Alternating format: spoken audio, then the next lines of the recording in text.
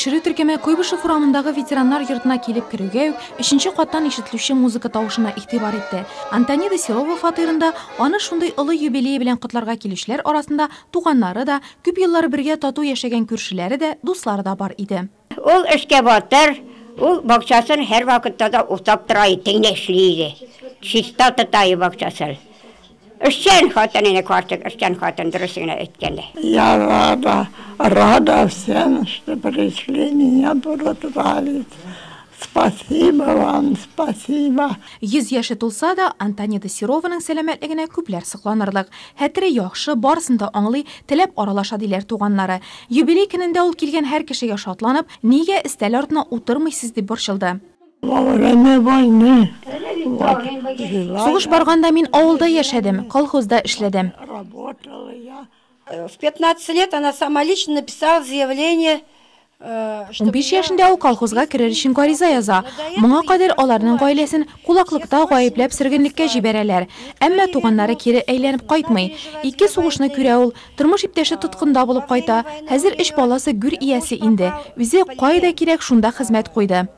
Она уже похоронила 3 детей. Район башлыгы Равил Кузиров һәм аның белән бергә 100 яшьлек юбилейны котларга килгән Татарстан Республикасы Дәүләт Советы аппараты вәкиле Рәшит Хафизовны да тыл хезмәтчәне игътибар биреп тыңлады. С днем рождения вас! С днем рождения! И вот это у нас, вот у меня почетная миссия от Путина вам, поздравления от президента России по поручению президента нашего республики Рустама Нургалевича Минниханова. Я вас поздравляю с приближающимся 70-летием победы в Великой Отечественной войне. И вот с радостью вам награждаю вас памятной медалью, приуроченной к этому дню. Гомре буй Иске Әлмәт авылында яшәгән Антонида Петровна берничә ел элек сугыш ветераны тылы буларак Нурлаттан фатир ала. Бүген шунда улы Александр белән гомер кичерә. Ул үзе дә хәрби кеше, кораллы кешеләрдән подполковник званиесында лаеклы ялга китә. 23 ел хәрби самолетларда оча. Я рад, что она дожила до 100 лет. Әниемнең 100 яшькә җитүенә шатланам. Без аның яшенә җитә алырбыз микән? Белмим. Исән сау булып яшәсен иде. Пускай живет и здравствует. Авыр хезмәт аны сындырмаган, киресенчә чыныктырган гына. Тырыш хезмәте өчен ул 1941-1945 еллардагы Бөек Ватан сугышында фидакар хезмәте медале белән бүләкләнә.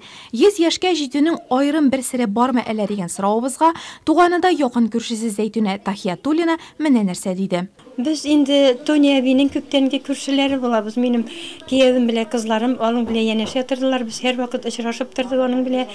Аның эшләмәгән эше юк инде. Бөтен кулинария эшләр буенча да ул нинди генә татлар, ризыклар пешерми иде. Һәм дә инде бакчасында аның нинди генә төрле үләннәр, үсемлекләр, дару үләннәре үсә иде. Ул бөтен дару үләннәрнең серләрен белә иде. Бәлки шушы үләннәрдән файдаланып, озак гомер биргән Аллаһу Тәгалә аның шушы үләннәр сырын белүенең нәтиҗәседер дип уйлыйм. 100 яшьлек тере тарих булган Антонида Серованың күкрәгендә бүгеннән тагы бер медаль урын алды. Урамда Бөек җиңүнең 70-нче язы якынлаша.